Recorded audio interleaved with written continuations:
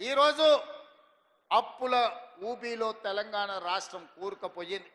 ఆనాడు నెలకు 500 కోట్ల రూపాయలు అసలు మిత్తి కట్టే అప్పు ఉంటే ఈనాడు ప్రతి నెల అసలుకే 6,500 కోట్ల రూపాయలు ప్రతి నెల కట్టాల్సిన పరిస్థితి వచ్చింది. 10 ఏళ్లలో ఈరోజు దాదాపుగా 8 లక్షల కోట్ల రూపాయలు 7 లక్షల కోట్ల రూపాయలు బ్యాంకుల్లో అప్పు తెస్తే 40,000 కోట్ల రూపాయలు కాంట్రాక్టర్లకు బకాయిలు పెట్టిండు. ఇవాళ సింగరేణికి బకాయిలు పెట్టిండు. విద్యుత్ శాఖ డిపార్ట్మెంట్కు ఉచిత కరెంటు పేరు మీద రైతులకు ఉచిత కరెంటు ఇచ్చినా అని విద్యుత్ శాఖకు బకాయిలు పెట్టిండు. నిన్నగాక మొన్న బ్యాంకుల్లో తెచ్చిన అప్పులే కాదు, ఆయన పెట్టిపోయిన బకాయిలను లెక్కేస్తే 8,29,000 కోట్ల రూపాయల లెక్క తేలింది. మిత్రులారా, ఈ 8,29,000 కోట్లలో మా నెత్తి మీద కత్తి పెట్టి ఈరోజు బ్యాంకులు వసూళ్లు చేస్తే అసలు మిత్తి 1,53,000 కోట్ల రూపాయలు ఈరోజు బ్యాంకులకు చెల్లించాల్సి వచ్చింది. నిన్న శాసనసభ సాక్షిగా ఈ వివరాలన్నీ నేను చెప్పిన. ఎందుకంటే ఈనాడు మీకు తెలవాలి మన ఆర్థిక పరిస్థితి ఎట్లుందో. మన ఆర్థిక పరిస్థితి తెలిసినప్పుడే మన భవిష్యత్తు ప్రణాళికలను మనం చేసుకోగలుగుతాం. మన భవిష్యత్తు ప్రణాళికలు, సంక్షేమ పథకాలు ఎట్లుండాలి, అభివృద్ధి పథకాలు ఏ విధంగా ముందుకు సాగాలనో మనం ఆలోచన చేసుకోగలుగుతాం. అందుకే మిత్రులారా, ఈరోజు మీ ముందు నిలబడి నేను మాట చెప్పదలుచుకున్నా. ఎన్నికల్లో ఇచ్చిన గ్యారంటీలలో ఆడబిడ్డలకు ఆర్టీసీలో ఉచిత బస్సు ప్రయాణం అని చెప్పినాం. 2 రోజుల్లోనే ఈనాడు 150 కోట్ల మంది ఆడబిడ్డలు ఉచిత బస్సు ప్రయాణం చేసినందుకు ఆర్టీసీకి 5,005 కోట్ల రూపాయలను ఈనాడు రాష్ట్ర ప్రభుత్వం అందించిన మాట వాస్తవం కాదా? ఈరోజు మా ఆడబిడ్డలు, మా అక్కల్ని అడుగుతున్న ఇక్కడ ఉన్న వాళ్ళను, అక్క ఎప్పుడైనా మీరు బస్సు ఎక్కితే ఎవరైనా అనా పైసైనా మిమ్మల్ని అడిగినరా అని నేను మా ఆడబిడ్డలు నేను అడగదలుచుకున్నా. ఆయల్ల మీరు అమ్మగారింటికి వెళ్ళాలన్నా, అమ్మవారిని దర్శించుకోవాలన్నా, యాదగిరి గుట్టకు పోవాలన్నా, భద్రాచలంలో రాముల వారిని దర్శించుకోవాలన్నా బస్సు పైసలు ఉండేటివి కావు. ఇంటి ఆయన ఇస్తే ఇచ్చినట్టు, లేకపోతే మీరు ఊరుకున్నట్టే ఉండే. కానీ ఇవాళ ఇంటి ఆయన బాయికాడికి పనికి పోతే మా అక్కలు ఆలయానికి పోయి దర్శనం చేసుకొని ఆయన వచ్చే లోపల మళ్ళీ ఇంటికి వచ్చేటట్టు ఈరోజు బస్సుల్లో ఉచిత ప్రయాణం ఇచ్చిన మాట వాస్తవం కాదా? ఇవాళ నేను అడుగుతున్న మా ఆడబిడ్డల్ని, 200 యూనిట్లు మీ ఇళ్లలో ఉండే కరెంటు ఉచితంగా ఇస్తున్నామా లేదా?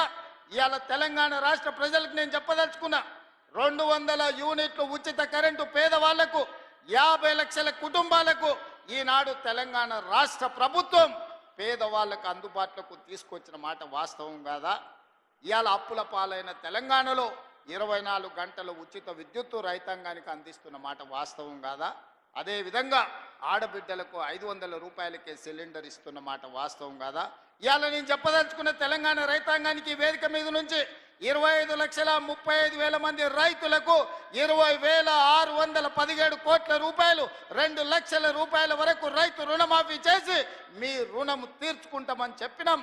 ఈనాడు మీ రైతు రుణాలను మాఫీ చేసి, ఈ రైతు రుణాల మాఫీ కాదు, ఆనాడు రైతు బంధు ఎన్నికల కోడును అడ్డం పెట్టి కేసీఆర్ ఎగ్గొట్టిపోతే 7,625 కోట్ల రూపాయలు ప్రభుత్వం ఏర్పడిన ఎంబడే రైతు భరోసా పథకం ద్వారా మీ ఖాతాలలో నిధులేసిన మాట వాస్తవం కాదా? ఈ రకంగా చెప్పుకుంటూ పోతే తెలంగాణ ఉద్యమంలో ఉన్న నిరుద్యోగ యువకులకు 57,924 ప్రభుత్వ ఉద్యోగాలను మొదటి 10 నెలల్లోనే నియామకాలు అందించి నిరుద్యోగ సమస్యను తెలంగాణ రాష్ట్ర పొలిమేర్లు దాటే వరకు తరిమిన మాట వాస్తవం కాదా? గత 10 రోజుల నుంచి ఈనాడు పాత్రికేయ మిత్రులను నేను అడగదలుచుకున్నా. హైదరాబాద్లో మీ ఇండ్ల పట్టాలకు భూములు ఇస్తే 10 ఏళ్ళ పట్టాల సర్టిఫికెట్లు మీకు చంద్రశేఖరరావు ఇయ్యలే. నేను వచ్చిన తర్వాత మీ కుటుంబాలను పిలిచి రవీంద్ర భారతిలో భోజనం పెట్టి మీ జర్నలిస్టులకు ఇండ్ల పట్టాలు నేను ఇచ్చిన మాట వాస్తవం కాదా? 10 ఏళ్ళు చంద్రశేఖరరావు మీకు అన్యాయం చేస్తే మీకు ఇండ్ల పట్టాలు ఇచ్చింది ఈ ప్రభుత్వం కాదా అని నేను అడుగుతున్నా. ఇవాళ గ్రూప్ 1 పరీక్షలు, గ్రూప్ 2 పరీక్షలు, గ్రూప్ 3 పరీక్షలు, ఇవాళ మీ ఉద్యోగాల కోసం ఈరోజు పరీక్ష ఫలితాలను ఇచ్చి ఈరోజు మిమ్మల్ని ఆదుకునే ప్రయత్నం చేస్తున్నాం కదా. అందుకే ఒక్క నిమిషం ఉండండి, చూసిన దించండి. అందుకే ఈరోజు మీ సమస్యలను పరిష్కరించడం కోసమే ఈరోజు ప్రజాపాలన ప్రగతి బాటల పేరు మీద మీ ముందుకొచ్చి మీ దగ్గర నిలబడి మాట్లాడుతున్నాం. ఈరోజు నిరుద్యోగ సమస్యనే కాదు, మీ విద్యకు సంబంధించి టీచర్ల ప్రమోషన్లు 11,000 మంది ఈరోజు టీచర్ల నియామకాలు చేపట్టి పేదలకు విద్యను అందుబాటులోకి తీసుకురావాలని ప్రభుత్వం చేస్తున్న ప్రయత్నం నిజం కాదా అని నేను మిమ్మల్ని అడుగుతున్నా. మిత్రులారా, ఈరోజు రైతుల గురించి కానీ, మహిళల గురించి కానీ, విద్యార్థుల గురించి కానీ, నిరుద్యోగ యువకుల గురించి కానీ, తెలంగాణ సమాజంలో ఉన్న సమస్యల్ని పరిష్కరించడానికి పాత్రికేయ మిత్రుల నుంచి మొదలు పెడితే డాక్టర్లు, లాయర్లు, ఇంజనీర్ల వరకు ప్రతి ఒక్కరి సమస్యని పరిష్కరించడానికి ఈరోజు రాష్ట్ర ప్రభుత్వం ప్రయత్నం చేస్తున్నది. అందుకే ఆనాడు ధనిక రాష్ట్రంగా చంద్రశేఖరరావు గారికి అప్పచెప్పినాం. ఈరోజు దివాలా తీసిన రాష్ట్రంగా మా చేతికి అప్పచెప్పిండు. అందుకే మిత్రులారా, ఈరోజు ఈ సమస్యలు పరిష్కరించడానికి ఉన్నది ఉన్నట్టు వాస్తవాలను మీకు వివరించే ప్రయత్నం చేస్తున్నా. ఈరోజు రాష్ట్రానికి